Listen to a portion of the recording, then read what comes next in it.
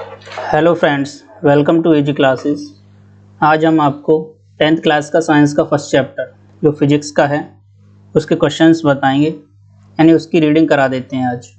तो first of all first chapter है हमारा इलेक्ट्रिसिटी, यानी कि व्हाट इज़ इलेक्ट्रिसिटी। इलेक्ट्रिसिटी क्या है? तो फर्स्ट ऑफ ऑल हम देखेंगे electricity is an important source of energy. Electricity हमारा इम्पोर्टेंट सोर्स है एनर्जी का। तो electricity is an important source of energy in the modern times, यानी मॉडर्न टाइम में अगर हम देखेंगे कि इलेक्ट्रिसिटी जो है एक इम्पोर्टेंट सोर्स है एनर्जी का। यानी एनर्जी हमें कहाँ से मिलती है? इलेक्ट्रिसिटी से इस समय मोस्टली मिल रही है हमें। Electricity is used in our homes. Electricity जो है हमारे घरों में इस्तेमाल की जाती है, इंडस्ट्री के अंदर इस्तेमाल की जाती है, ट्रांसपोर्ट सिस्टम में भी इस्तेमाल की जाती है। For example, electricity is used in our homes for lightning operating fans. यानी कि हम इलेक्ट्रिसिटी का इस्तेमाल हम अपने घरों में लाइटिंग के लिए, यानी कि लाइट वगैरह जलाने के लिए, फैंस वगैरह कुछ ऑपरेट करने के लिए, और हीट यानी कि हीटर वगैरह या गीज़र वगैरह के इस्तेमाल में भी हम इसका इस्तेमाल कर लेते हैं। In industry electricity is use to run various type of machines. अगर हम इंडस्ट्री की बात करें, यानी कि उद्योगों की बात करें, तो वहाँ पर हमें मशीन्स को इस्तेमाल करने के लिए भी इलेक्ट्रिसिटी की ज़रूरत पड़ जाती है। And in transport sectors electricity is being used to pull electric trains. यानी कि ट्रांसपोर्ट सिस्टम की बात करें तो ट्रेन्स को चलाने के लिए भी इलेक्ट्रिसिटी का इस्तेमाल किया जाता है। In this chapter we will discuss electric potential. तो इस चैप्टर के अंदर हम बात करेंगे कि इलेक्ट्रिक पोटेंशियल क्या होता है, इलेक्ट्रिक करंट क्या चीज़ है, इलेक्ट्रिक पावर क्या होता है, and the heating effect of electric current. Electric current के फ्लो करने से उसका वायर जो है वो हीट होता है, उसका क्या इफेक्ट पड़ता है, हीटिंग इफेक्ट क्या होता है इलेक्ट्रिक करंट का फ्लो होने से। In order to understand electricity we should first know something about the electric charge. यानी ये सारा कुछ पढ़ने से पहले हमें ये पता होना चाहिए कि इलेक्ट्रिक चार्ज क्या चीज़ होती है। First of all electric charge के बारे में हम डिस्कस करेंगे। दीज आर डिस्कस बिलो, ये लिखा हुआ है। तो फर्स्ट ऑफ ऑल हम देखेंगे, if we bring a plastic comb, अगर हम प्लास्टिक का एक कंघा लेते हैं near to some very tiny pieces of paper, और उसको पेपर के पास में लेकर के आते हैं, it will not have any affect on them, तो उसका कोई भी इफेक्ट नहीं पड़ता है।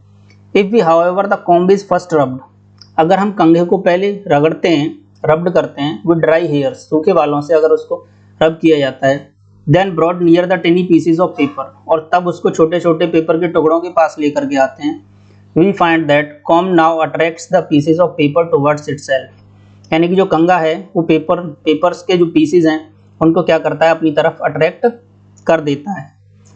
These observations are explained by saying, यानी कि इनको देखते हुए हम ये कह सकते हैं that initially the comb is electrically neutral। यानी कि वैसे हम बात करें, कंघा जब हमने रब नहीं करा था उस समय हमारा जो कंघा था वो न्यूट्रल था, इलेक्ट्रिकली न्यूट्रल था, यानी कि उस समय उस पर कोई भी चार्ज नहीं था। So it has no effect on the tiny pieces of paper, इसी वजह से उसका पेपर पर कोई भी इफेक्ट नहीं पड़ा था। When the comb is rubbed, जब कंघे को रगड़ा गया with dry hairs, then it gets electric charge, तब उसके अंदर क्या आ गया, एक इलेक्ट्रिक चार्ज आ गया। This electrically charge comb exert an electric force on the tiny pieces of paper. जब उसके अंदर इलेक्ट्रिकली चार्ज आता है, यानी किसी भी चीज़ के अंदर जब इलेक्ट्रिकली चार्ज आता है तो वो क्या करती है, एक फोर्स लगाती है पेपर के पीसेस के ऊपर, यानी पेपर के जो टुकड़े हैं उनके ऊपर क्या लगाती है, वो एक फोर्स लगाती है। एंड अट्रैक्ट्स देम, और अपनी तरफ उसको खींचने की कोशिश करती है।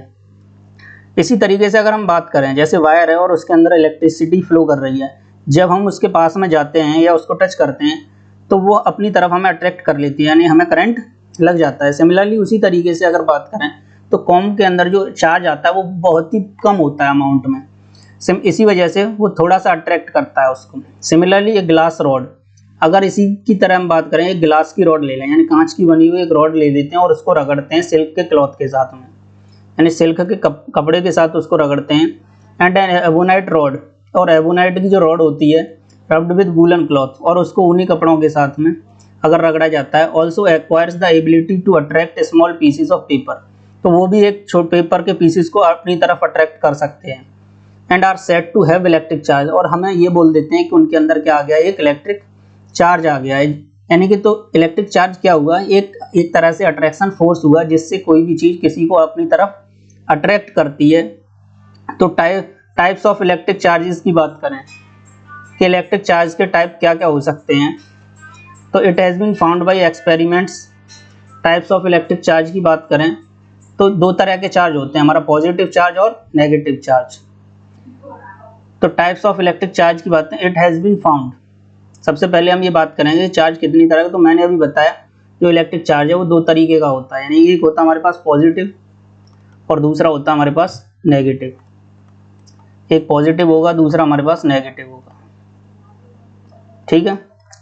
तो it has been found that by experiments, जब एक्सपेरिमेंट्स करते हैं तो हमें पता चलता है that there are two types of electric charge, यानी इलेक्ट्रिक चार्ज जो है वो कितने तरह का होता है, दो तरह का। एक पॉजिटिव चार्ज होता है और दूसरा होता है हमारे पास negative charge. By convention the charge acquired by a glass rod, यानी कि जब हमने ग्लास रॉड को सिल्क के क्लॉथ के साथ रगड़ा था तो हम देखेंगे कि किस पर पॉजिटिव चार्ज आया और किस पर नेगेटिव चार्ज। तो जब उसको ग्लास रॉड को हमने रब करा था सिल्क क्लॉथ के साथ, is called the positive charge. तो जो रॉड थी उसके ऊपर जो चार्ज आता है वो आता है पॉजिटिव चार्ज। कैसा आता है, पॉजिटिव।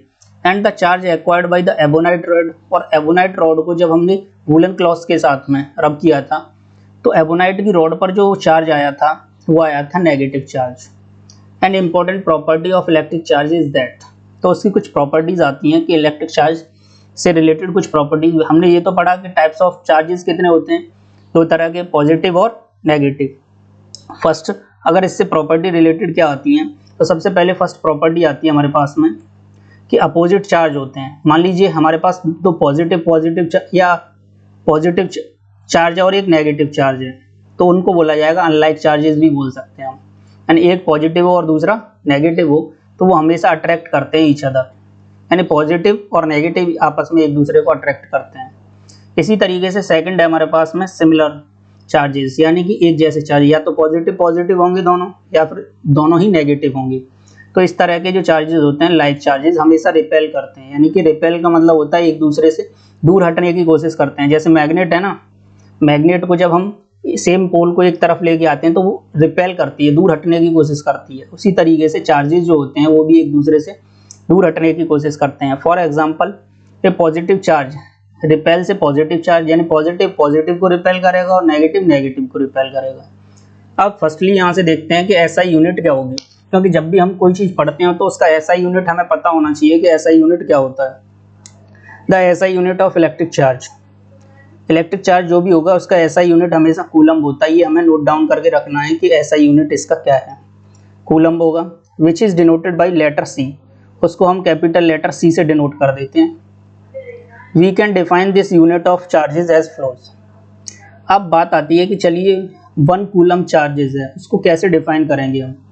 तो 1 कूलम्ब इज दैट, तो यहाँ से एक डेफिनेशन पूछ ली जाती है एग्जाम के अंदर कि 1 कूलम्ब क्या चीज़ होती है।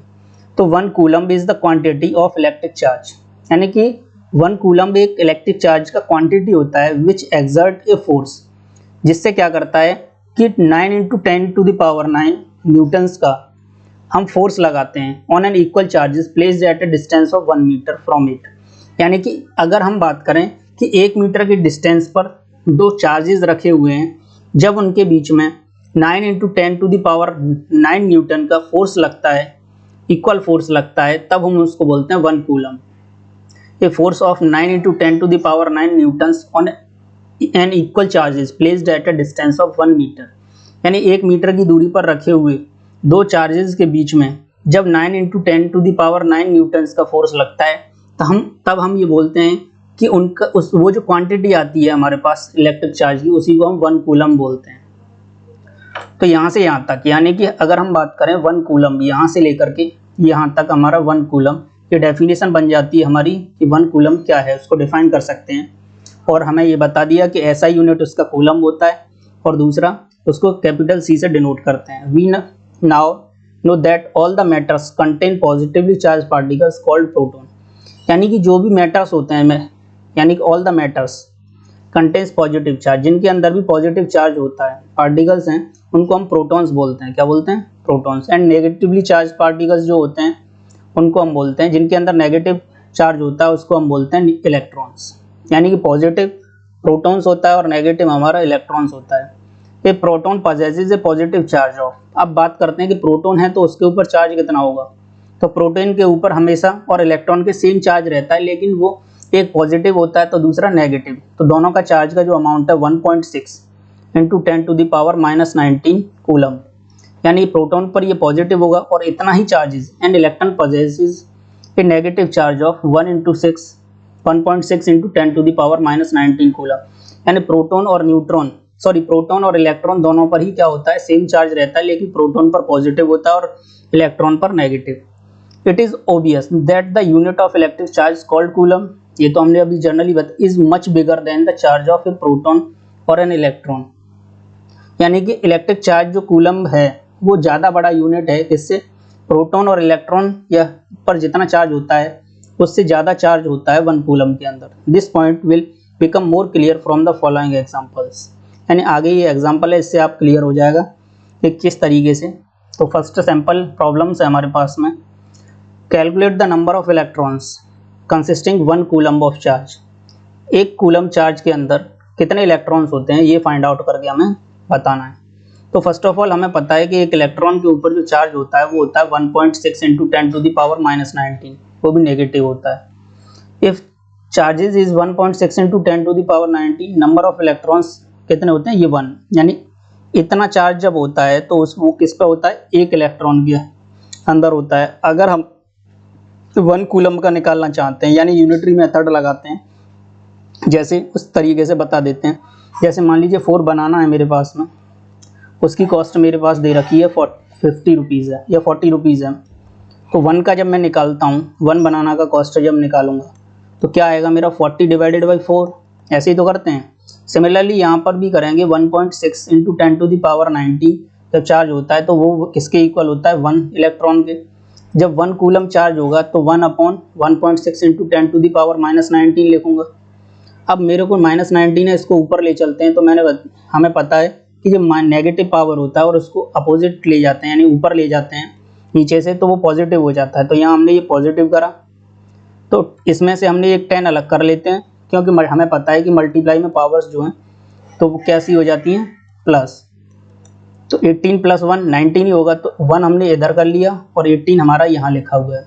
जब इसका इसमें डिवाइड करोगे तो 6.25 इंटू 10⁻18 इलेक्ट्रॉन्स आ जाएंगे हमारे पास, नंबर ऑफ इलेक्ट्रॉन्स। यानी कि 1 कूलम जो चार्ज होगा वो कम से कम 6.25 इंटू 10⁻18 इलेक्ट्रॉन्स के अंदर इतने सारे इलेक्ट्रॉन्स होंगे, तब जाकर के हमें 1 कूलम चार्ज मिलेगा। तो आई थिंक यहाँ तक आपको क्लियर हो गया होगा। 6.25 इंटू 10⁻18 इलेक्ट्रॉन्स, यानी कि जब इतने सारे इलेक्ट्रॉन्स होंगे तब हम बोलेंगे कि 1 कूलम चार्ज आया है उसके अंदर। The above examples tell us that SI unit of electric charge coulomb is equivalent to the charge contained in 6.25 into 10⁻18 electrons। यानी कि इसका मतलब ये हुआ कि जब हमारे पास इतने इलेक्ट्रॉन होंगे तब हम बोलेंगे कि हमारे पास 1 कूलम चार्ज है।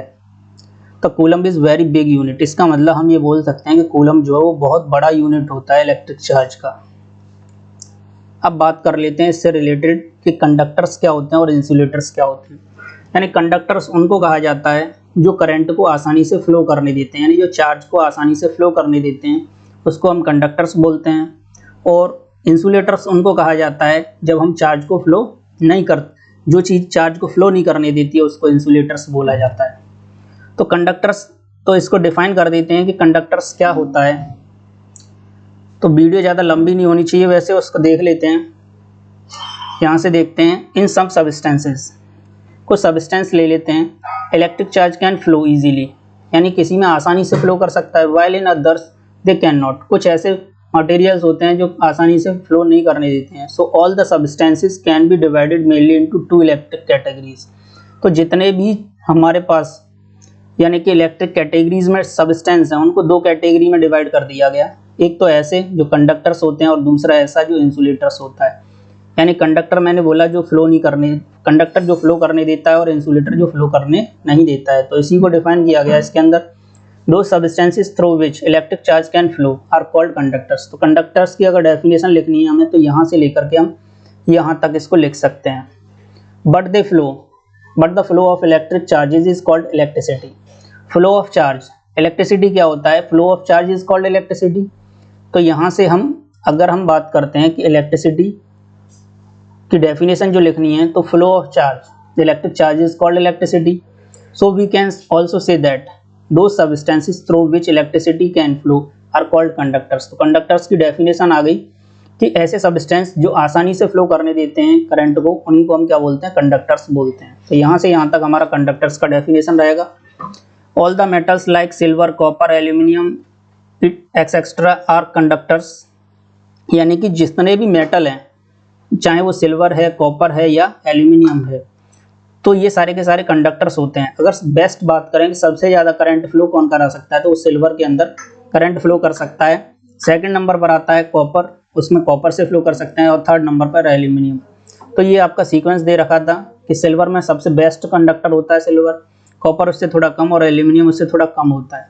The metals alloys such as nichrome, magnesium, यानी कि जो नाइक्रोम होता है, मैग्नीशियम, एलॉय क्या होता है, यानी कि ऐसा जो मेटल और नॉन मेटल का मिक्सचर होता है, उसको हम क्या बोलते हैं, एलॉयज। तो मेटल के एलॉयज जो भी होते हैं, जैसे नाइक्रोम हो, मैग्नानिन हो या कॉन्स्टेंटाइन हो, तो ये सारे के सारे क्या होते हैं, ये हमारे इंसुलेटर्स का काम कर सकते हैं।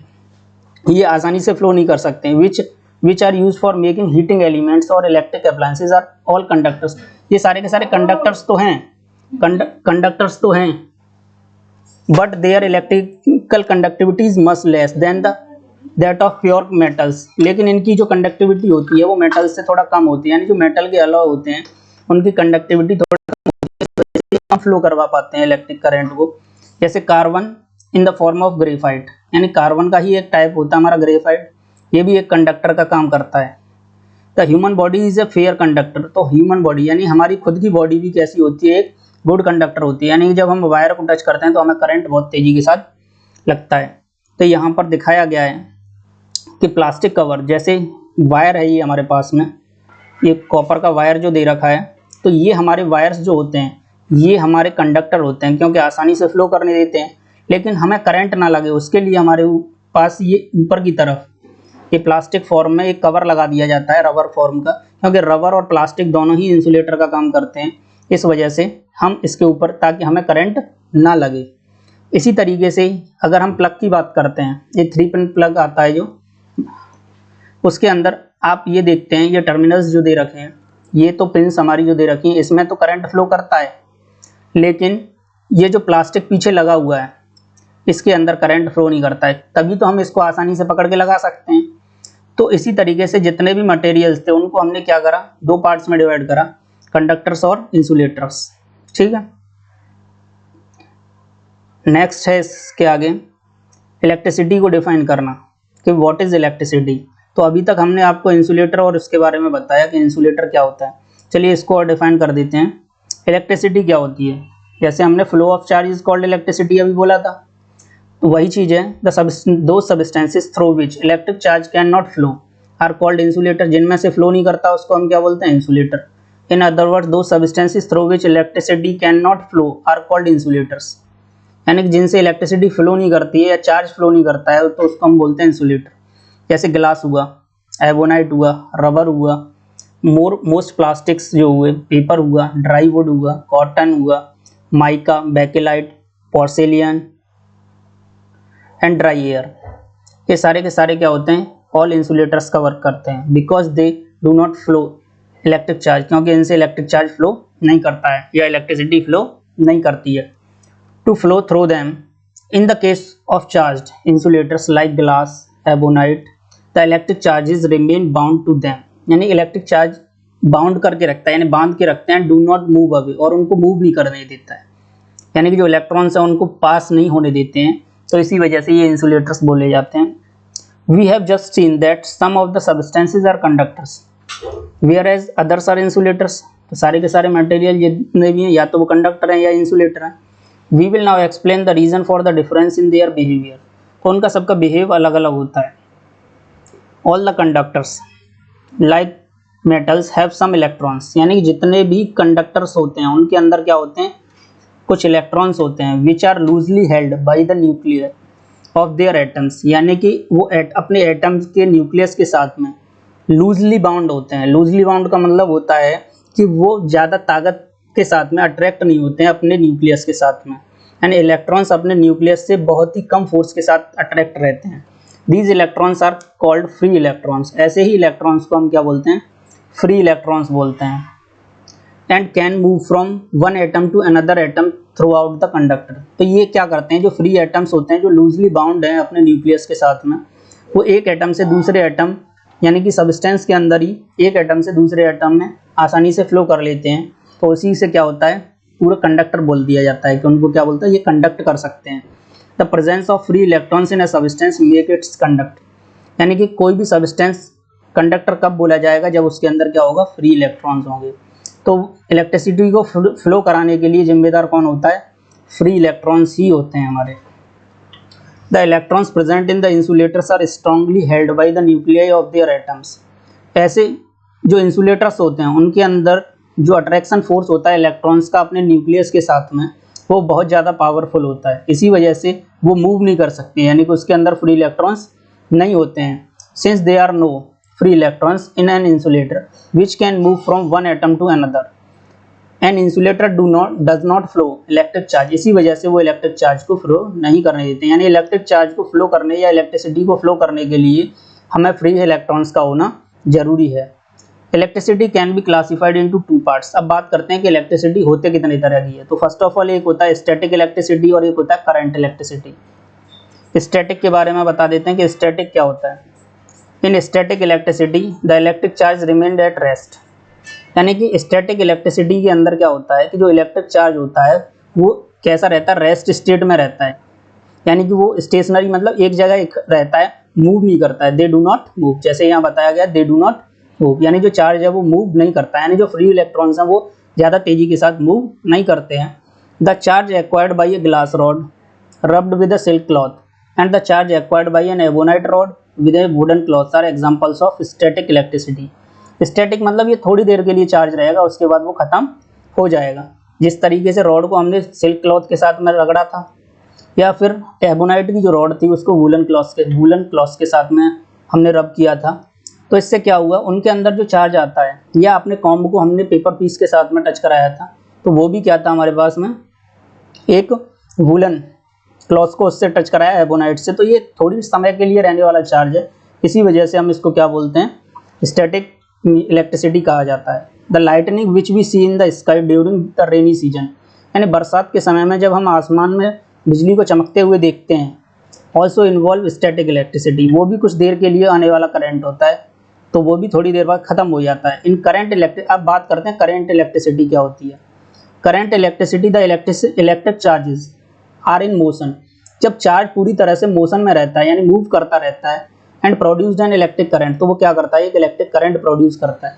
The electricity which we use in our homes is the current electricity. आजकल हम अपने घरों में जो भी इस्तेमाल करते हैं, पंखा चला रहे हो या बल्ब यूज़ कर रहे हो या एलईडी वगैरह जो भी चला रहे हैं, वो सारा का सारा किससे चलता है, हमारा करंट इलेक्ट्रिसिटी से चलता है, क्योंकि वो कंटिन्यूस फ्लो कर रहा है।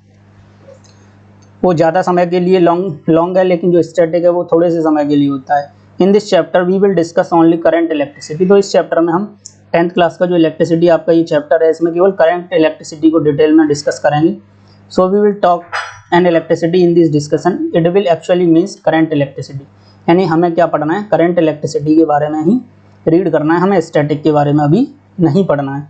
तो यहाँ तक का आपको वीडियो अच्छा लगा हो तो हमारे चैनल को लाइक और सब्सक्राइब करें, और आगे का वीडियो देखने के लिए हमारे कमेंट करें वीडियो को। Thank you for watching it.